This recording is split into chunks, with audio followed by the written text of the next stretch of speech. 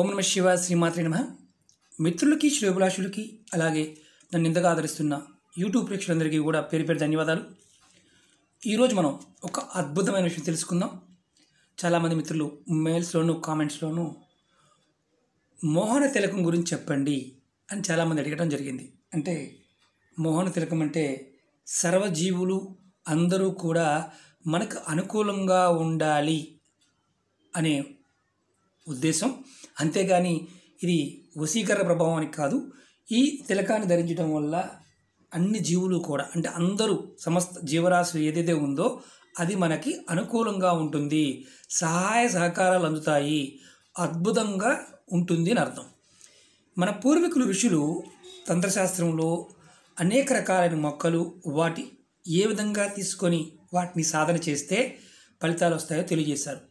ఈ ఉపాయాన్ని చాలా తేలికైన ఉపాయం, ఆడవారైన మగవారైనా చేయవచ్చు. గుర్తుంచుకోవాల్సింది ఏమంటే నెలసరి ఉన్నప్పుడు కానీ ఎవరైనా మరణించి ఉండి అంటే కర్మలు కాకుండా ఉండి చేయకూడదు. అలాగే గర్భిణీతో ఉన్న స్త్రీలు అంటే ప్రెగ్నెన్సీతో ఉన్న స్త్రీలు ఉన్నవారు ఈ ఉపాయాన్ని చేయవద్దు.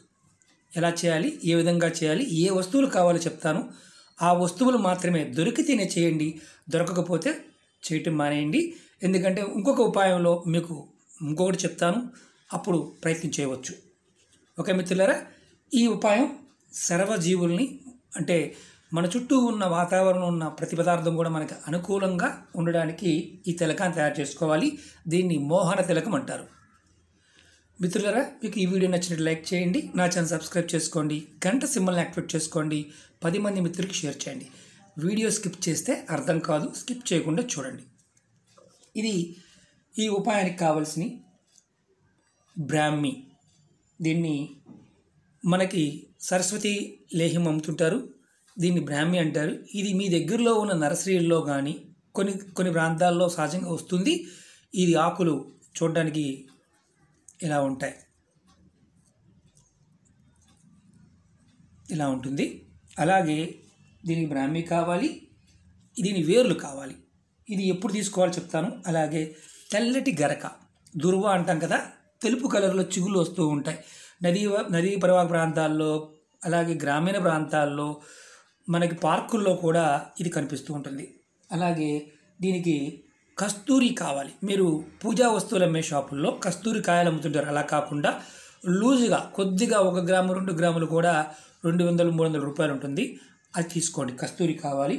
అలాగే ఆవు పాలు, స్వచ్ఛమైన మన దేశీ ఆవు పాలు కావాలి, జెర్సీ పాలు కాదు. దీనికి ఎలా చేయాలంటే దీని వేర్లు తీసుకోవాలి. ఏ రోజు తీసుకోవాలి? శుక్రవారం నాడు. ఏదైనా శుక్రవారం నాడు మంచి రోజు. అంటే మంచి రోజు చెడ్డ రోజుని ఎలా తెలుసుకోవాలి అంటే శుక్రవారం పౌర్ణమి ఉందనుకోండి, తీసుకోవచ్చు.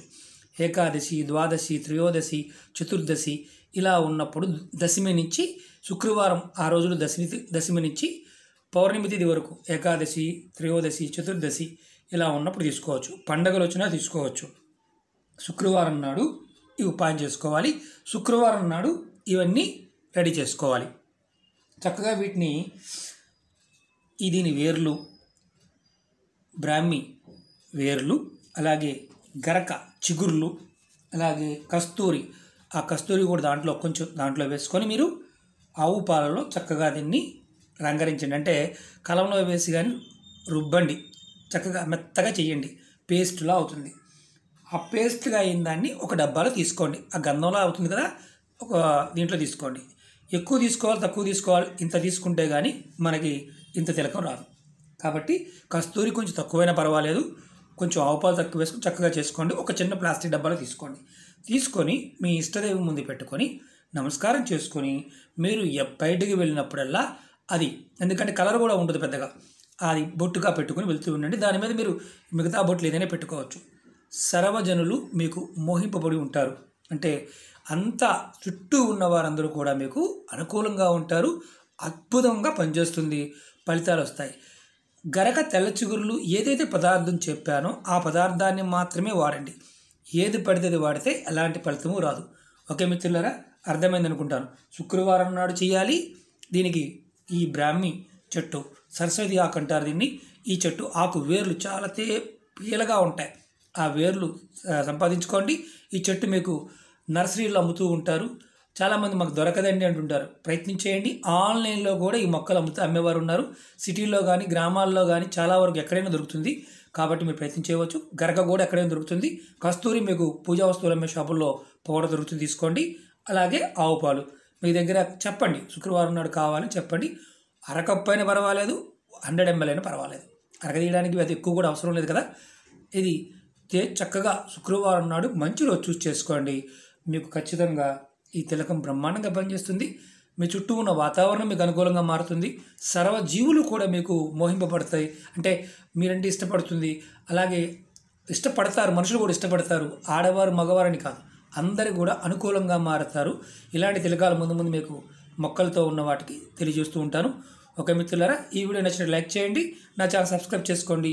గంట సమయాన్ని యాక్టివేట్ చేసుకోండి. 10 మంది మిత్రులకు షేర్ చేయండి. ఓం నమః శివాయ. శ్రీమాత్రే నమః.